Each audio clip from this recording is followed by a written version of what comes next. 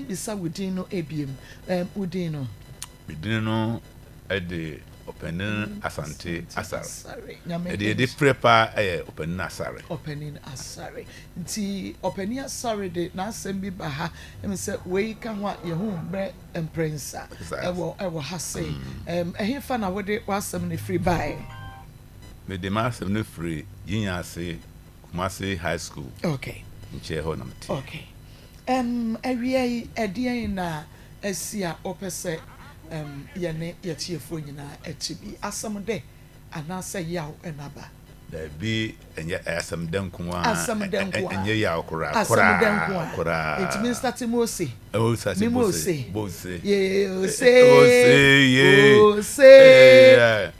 akomadi kunim mampai boda mampai bo asofo mu ni mbanimfo wo mu akomasifo nyina na onua nyina asedan de brewo mayi mu asedan no eniso asedan eniso ne se maame no yare no yare nyina na on ma no ho adwene ene eya wo ex-wife charity na charity say no ano no make I me share books so yan show but me nua the charity dey deal with me dream sa na hanu papa enti asemsi aka dia company fo anim dia kono fo anim anim anweka dia company fo anim dia company fo atozo no wofa no mo nyina atena se aka anti ase anya dwuma na nyame a wole no ho to no so a no wi ade ngina yen nyame kan Akoma sa Akoma na eho de omuka nkwara na ebetie ampara mba de baha masim ngina bedamo okro mutu mo anim hwa mokora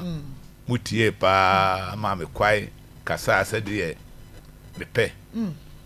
na at the end result no na je say prekwan ba de na entintamo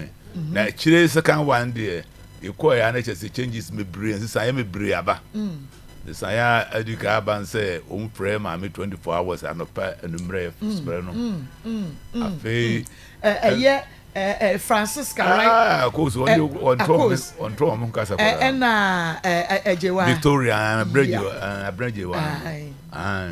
ona me to mama no enti onumienu nyina no em say nyame amansa so a wo mate ho ase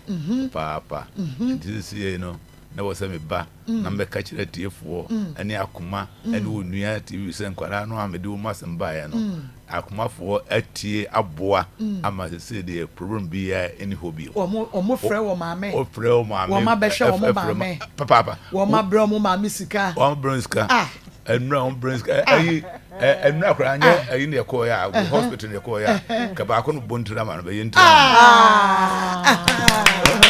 Fena Francisca minia ba afena mo ye adwuma no onya mi sham fake some kasa fake ye minua o de ajewa ama so de ajewa ena mi anso be de akosu ya enti mi sai ya pani no wo se de city asem de kura ne se omu na ekunu so aba ha o omu nyina akosu nu kuna aba ba ho betena enche ya chere beba ya Victoria kunu so aba ba ni komo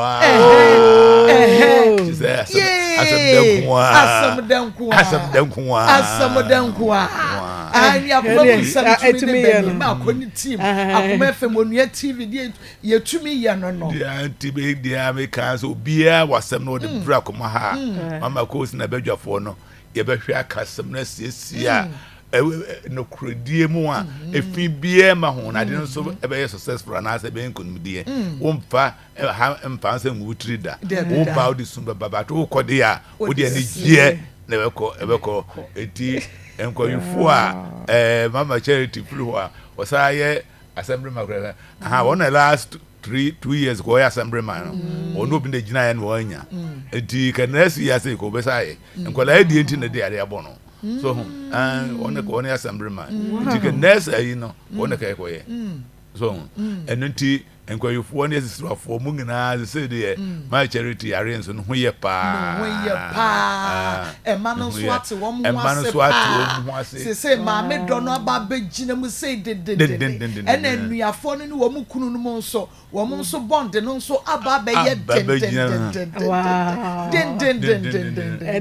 and you some about kranse abrante no wo be ma no wo mu se kwara na emiensa be ma na dikane no no mbia nkasa because okohene no okoba hene nti mbia nkasa nti obia wo no fa se wo mu na aye ba akon be ma no ni nuanu ma mienu nyina asa be ye ba akon asa ye ba akon ready you say adia obi entumi anye makoba ya wabeye akume yenye mudeni adia obi entumi anye makoba ya wabeye akume yenye mudeni bangega wa metubia da unya hwe na adia kofie ne o be tu de de we o be tu de de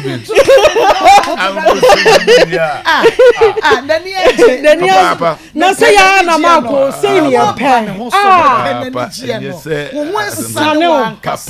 problem be free wo so dadwen be free na won kola mi ensa say e ma mienu be ma ba ko na wo mu nyina ko omu nyina eku edru ahimfie ekwa ha esene ha eba ha omu ma me yare ye mehwe no de bia ntokwa enye se bisu ni ho dadwen abeto ma me so abeto mo papa so onyame nhira mo